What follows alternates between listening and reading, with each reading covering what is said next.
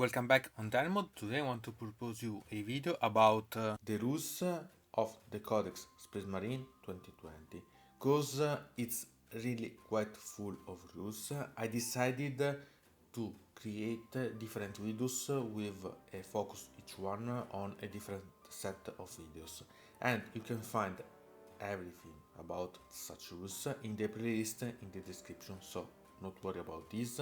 And remember that you can find everything there. So now you can start seeing the rules related about the datasheets of the chapter abilities. So we talk about the datasheet and abilities about the Space Marines so that we can understand which one are their abilities, what they can do and what to gain and what you have to pay attention for. And the first thing that you can notice is that there is the chapter keyword, and this is about the chapter that you are going to play. So if you are going to play a battle first army, then you cannot include units from two different chapters in the same detachment. Obviously you can have different detachment with different chapters, but remember that units of the same detachment in such a case will have the same chapter, and they'll change that chapter keyword based on the chapter that you are going to use. So for example Blood Raven, or for example Ultramarines, and so on. So all the units and all the description about the units that are referred about chapter will become their own chapter keyword. So remember about such thing because it's important to understand how they interact with each other and eventually with other detachments.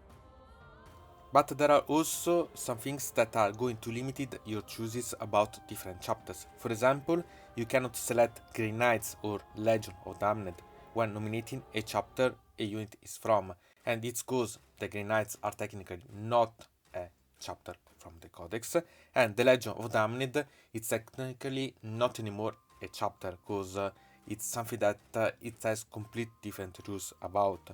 Moreover, we have other limitations. For example, we can have that a librarian cannot be part of the Black Templar chapter. So we have to understand that the Black Templars can't have librarians at all in their own chapter. And the Dark Angels can't have the Standard Veteran Squad and the Vanguard Veteran Squad. This is, and also their Successor Chapter, because they have their own way to have the veterans. And the Death Watch cannot allow units that are Assault Squad, Attack by Squad, Devastator Squad, Standard Veteran Squad, Tactical Squad, and Squad. This because they are not technically a complete chapter, so they are all specialized, and in such a way, such units are not part all the way of the Death Watch itself. And about the Space Wolf, these units cannot be part of the Space Wolf chapter. The Apothecary, because they have their own way. The Assault Squad, because they have also here their own way. The Devastator Squad, because they have their own. Simply, again, the Standard Veteran Squad, the Tactical Squad, and the Vanguard Veteran Squad, because the Space Wolves has their own version of such units. So we have to pay attention about such restriction when talking about the chapters and their ways to play with. And about the Successor Chapters, these are all the ones that are not part of the Death Watch or a first founding chapters. This is to remember you that all the chapters are Successor one if they are not the main ones. So if you are going to use them, you have to determine technically from which chapter they are successor from. So it's only a way that you can understand better the relationship. And eventually remember that in the case that you choose one certain chapter that has some limitations, because it's said that it's your first chapter founding, then you have the same limitation, the same restrictions of the first founding chapter. So pay attention about such thing. And then we can see about the abilities of the Space Marines. The most important one is the Angels of Death, because it's a collector of different abilities. So with this in your datasheets, you can find that you have access to that unit of such abilities. So Angels of Death give the abilities of, and they should know no fear, the Polter Discipline, the Shock Assault, and the Combat Doctrines. They are all important ones, so pay attention if one of your datasheets does include this one because it's rare but it's an option, for example the Servitors, and so pay attention about these rules because they are quite important to understand how a unit can work. So now we go to see better in details such abilities. And the first one that we see is Endangered No Fear, that it's about each time a combat attrition test is taken for this unit, ignore any or roll the modifier.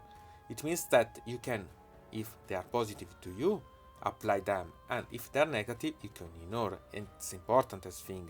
And about the combat attrition, I invite you to see in the description the playlist about the rules for the 9th edition about the moral test, so that you can find the rules about such one described more in detail. And then there is the bolter discipline that is quite important to understand how to make work the rapid fire weapons for your Space Marines. In fact, you can shoot it the double of the number of attacks instead of the normal rules for the rapid fire weapons for such models, in the case that the shooting model's target is within half of the weapon's range, as usual this one, and then you can also do the same if the shooting model is infantry as keyword, excluding the centurion models, and its unit remained stationary in your previous movement phase. So it's quite important because it means that if you stay still, even if the target is more than half of the range of the weapon, you can still fire double with your rapid fire weapons. Moreover, the shooting models is Terminator or Pike, so it means that these units can always, moving or not moving, fire double with those rapid fire weapons. So it improves quite a lot such units. So pay attention about such way. And one thing to specify is that for the purpose of this bolt discipline, a rapid fire bolt weapon is any bolt weapon that has the rapid fire type. So pay attention about such detail because it's important and enlarge quite a lot the type of bolter weapons that are available to apply such bolter discipline. And I will have shock asset that make that each time this unit fight, if it made a charge move, was charged or performed an heroic intervention this turn, then until that fight is resolved, add 1 to the attack characteristic of models in that unit. It's quite important, moreover, if you apply this to certain chapter tactics, because it means that you can gain even more options, and gaining attacks for each model it's not a bad thing. So pay attention because it's quite important to remember this to make that you have a more weight in close combat. And then we talk about the combat objects that are really essential to remember about your army. Really, if you are going to play Space Marine, you have to remember about this. So if every unit from your army has the Attetus Astartes keyword, excluding the Agent of the Imperium and the Unaligned unit, this unit gain a bonus depending on which combat doctrine is active in your army. Remember that during the first battle round, it will be the Devastator doctrine that is active for your army. During the second battle round, the Tactical doctrine is active for your army. So the first one we had the Devastator, and the second one start the Tactical. And at the start of the third battle round, we can select if either the Tactical doctrine or the Assault doctrine until the end of that battle round is active. And remember that that one will be active. During the fourth and subsequent battle rounds, the Assault doctrine is active for your army. So the first one we have the Devastator, the second we had the Tactical, the third one we can choose if Tactical or Assault, and the fourth will be for sure the Assault, and so on the next one. So remember that the different bonuses are not cumulative with any other rules that improve the armor penetration, so you have to pay attention about such detail. But it's important to understand that you can have the stratagem and other option to make some little changes for at least some of your units about such. So pay attention and remember about this. So now we can go to see the doctrines in detail. The Devastator Doctrine is about that when it's active, so the first turn, you can improve the armor penetration characteristic of every heavy and grenade weapon that models in this unit are equipped with by one. And it's quite important because it means that certain weapons become from having 2 or 3 to rend to having a better one, so 3 or 4. So they can damage quite a lot in the first turn, even from a long range, because they are mainly related about the shooting. So it's really quite important to understand such detail. And then we had the tactical doctrine that it's the main one, and when this doctrine is active, you can improve the armor penetration characteristic of every rapid fire and assault weapon that mod is equipped with by one. And if you think that the base of the Space Marines about the units are rapid fire and assault weapons, it's quite an important one, and it's little about the middle of the game because it's the second and third turn that it's available, so really to remember to apply. And then we had the assault doctrine that while active, then it improves the penetration characteristic of every pistol and melee weapon by one. So it means that from the third battle round, but for sure from the fourth one, if you are going to reach your enemy, you see an improving of your combat ability or defending ability if your opponent comes to you. So it's quite important to remember about applying this to your melee. A lot of the game can be based about how to apply the doctrines, these combat doctrines, in the better way for your combat set of army. So pay attention about such, because it can change a lot a way that you can build your own rooster and mastering your own army. So they are really quite amazing, but pay attention about how they can be used by you and adapt eventually to the use along the battle. And then we can go to see about the deployment abilities that are common for the Abilites Astartes units. And the first one is the basic one, that it's combat squad. In fact, at the start of the deployment, before any unit has been set up, so before the deployment, if this unit contains the maximum number of models that it can, then it can be split into 2 units containing as equal a number of models as possible. And when splitting up the unit using this ability, make a note on which models from each are in. So if you have a special weapon or the sergeant or so on, you have to specify which is the unit that contains such model, and it's obvious. In a way, it's quite important one, because it can even in some way double the units of a certain type that you can have, or you can split it so that you bought a unit to do a certain roles and then you split it, so you have, for example, a long range part and a close combat one. So pay attention, because it can save you also about certain choices, because maybe you need to double the units and so on. In such way you can play that unit and at the same time you can make that they are specialized, so it can be quite interesting. And then you have death from above, that it's common, for example, to units like the assault squad or the ones that has the jump packs.